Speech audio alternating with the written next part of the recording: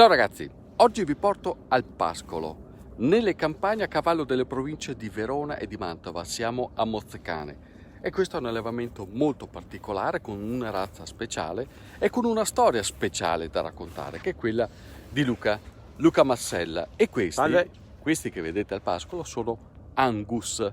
Che razza sono gli Angus? L'Angus è una razza di origine scozzese, difatti prendono il loro nome da Aberdeen Angus, che Aberdeen è una cittadina della Scozia. Poi si sono spostate anche in Irlanda, quindi la Aberdeen Angus, o comunemente conosciute come Black Angus, sono di origine scozzese e irlandese. Io cosa ho fatto? Ho preso una linea genetica irlandese e scozzese e l'ho portata qua da noi. Ciao! Ciao! Quante vacche hai al pascolo, Luca? Questa è una mandria da 20 bestie, 20 vacche, e adesso ci saranno 19 vitellini. C'è un toro da monta e dopo io ho diviso in... adesso saranno... ormai ho 5 mandrie da 20, no, però di più, 10 mandrie.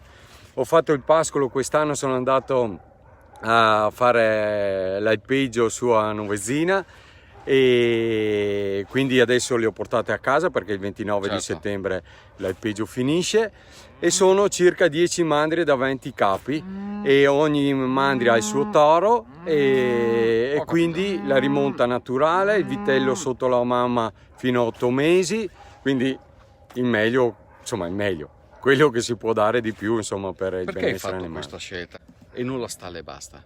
Perché prima un po' per principio ho detto volevo fare, c'è tante cose, poi sono andato, ho fatto degli studi, sono andato in Colorado, sono andato all'Università di Colorado a parlare con Temple Grandi. È un'evoluzione di tutto quello che è successo, in maniera tale che volevo alla fine che gli animali stiano il meglio durante la loro vita, stiano il meglio possibile, e di conseguenza poi si riscontra anche nella qualità della carne. Tutto il discorso dell'allevamento intensivo, io cerco un po' di staccarmi e vedere se è possibile, diciamo che sono un campo di prova, vedere se è possibile fare un allevamento estensivo in Italia, ecco.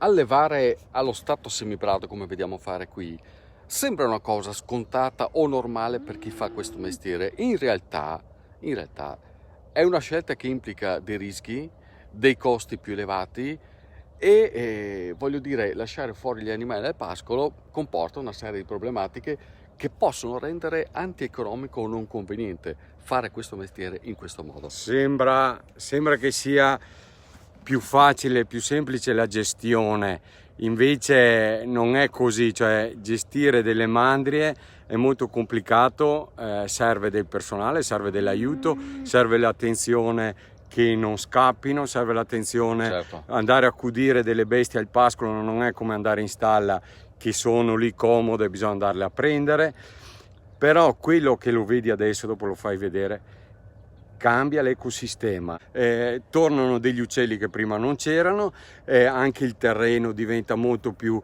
morbido, molto più poroso no, ma più ricco di sostanza, e quindi quando piove l'acqua viene trattenuta più nel terreno, cioè ci sono tante cose che cambiano. Il rovescio della medaglia è che ovviamente andando al pascolo e muovendosi, la resa, l'ingrasso, quindi la produzione di carne è rallentata, ci sono dei tempi diversi, vero Luca? Sì, qua parliamo di... Allora, queste bestie sono qua, ormai questa è la linea vacca vitello e stanno qua tutto l'arco dell'anno e sono 4 anni che sono fuori al pascolo. Poi per arrivare che siano mature per macellare, per produrre carne, ci vuole tanto tempo, si passa 2 anni. Prima anche di più di 2 anni, prima invece in un allevamento intensivo restano in stalla 12-18 mesi massimo. Il passaggio dal campo, dal prato alla tavola, La carne che cosa acquisisce grazie a questa tecnica di allevamento? Cosa acquisisce? Diciamo che è difficile spiegarlo, perché dire che gusto ha il benessere animale non si sa che gusto ha. Diciamo che è la predisposizione a una persona che mangia del cibo in cui chi l'ha allevato ha considerato il benessere dell'animale, ha considerato l'ambiente, ha considerato certo. Tutti questi fattori che prima erano un po' sottovalutati. Non hanno bisogno di antibiotici, hanno un'alimentazione non spinta, quindi molto fieno, molta erba, quelli che sono i suoi alimenti naturali che trovano in natura, insomma.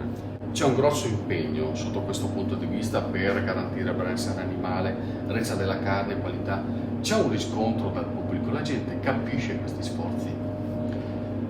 Sì, secondo me sì, cioè la gente è quello che vi fa andare avanti, perché vedo l'attenzione che prestano la gente che viene qua a comprare e cosa mi chiedono, e quando io gli descrivo tutto loro restano impressionati più del benessere che del gusto della carne. Tu hai scelto anche di produrre questa carne per la vendita alla grande distribuzione, che non è una cosa da tutti.